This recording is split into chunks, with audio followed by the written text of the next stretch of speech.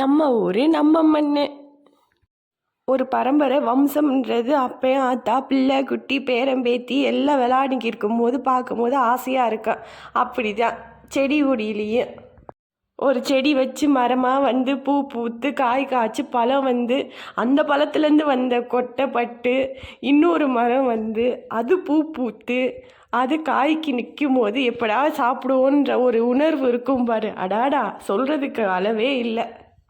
அப்படி தான் அந்த பெரிய மரம் வச்சு 20 வருஷம் ஆகுது. அதுலேருந்து வந்த விதை தான் இந்த மரம். இந்த மரம் வந்து 7 வருஷம் ஆகுது இப்போ இந்த மரம் வச்சு. இப்போ காய் காய்ச்சிருக்கு, இந்த வருஷம்தான் காய் காய்ச்சிருக்கு. இனி இந்த பழமும் அதே பழம் கணக்காக டேஸ்ட்டாக இருக்கும்னு ஆவலாக இருக்குது. தாய் மரமும் அந்த மரத்துலேருந்து வந்த கொட்டையிலேருந்து வந்த துணை மரத்தையும் பார்க்குறதுக்கு ஆச்சரியமாகவும் இருக்குது, வியப்பாகவும் இருக்குது.